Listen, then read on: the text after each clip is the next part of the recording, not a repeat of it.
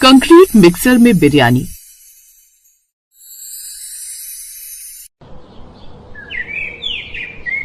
दिल्ली शहर के बाहरी इलाके में ऊंची ऊंची अधूरी इमारतें ऐसे खड़ी थीं जैसे किसी ने सपनों को आधे रास्ते में छोड़ दिया हो। उन्हीं इमारतों के बीच रोज सुबह एक दुबला पतला आदमी साइकिल से आता था, जिसका नाम था संदीप। उसकी उम्र कोई 40 के आसपास। उसके चेहरे पर धूप धूल की पक्की लकीरें और आंखों में जिम्मेदारियों का बोझ था। दिल्ली शहर में रहने वाला संदीप एक मजदूर था। सीमेंट, रेत और लोहे के सरियों के बीच उसकी जिंदगी गुजरती थी। संदीप रोज बिल्डिंग साइट पर काम करता था। उसके परिवार में उसकी पत्नी कुसुम, 2 छोटे बच्चे गुड्डू और पिंकी, जिनके साथ वो एक टूटी सी झोपड़ी में रहता था।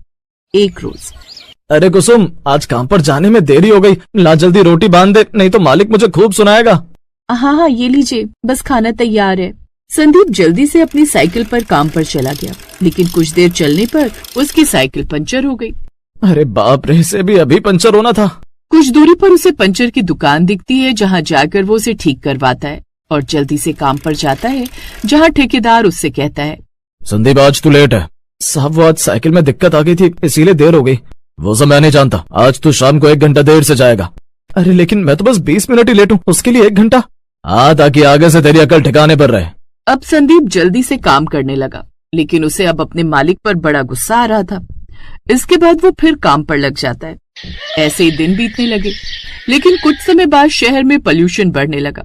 फिर एक रोज साइट पर सन्नाटा था, न मशीनों की आवाज न ठेकेदार की गालियां। संदीप ने काम पर पहुंचकर पास खड़े चौकीदार से पूछा, अरे काका, आज काम क्यों नहीं शुरू हुआ?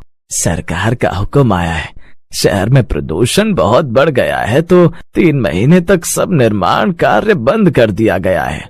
क्या 3 महीने? हम जैसे मजदूर क्या खाएंगे काका? सरकार बड़े लोगों की सुनती है बेटा, मजदूर तो बस गिनती में होते हैं। अब सरकार का हुक्म है तो मानना तो पड़ेगा ही। संदीप उदास होकर घर लौट आया। फिर जब संदीप घर लौटा तो चूल्हा ठंडा था। कुसुम चुपचाप बैठी थी। क्या हुआ जी, आज बड़ी जल्दी लौट आए और आज मजदूरी नहीं मिली क्या? मैंने कहा था राशन ले आना। कुसुम, काम बंद हो गया प्रदूषण के कारण, वो भी 3 महीने के लिए।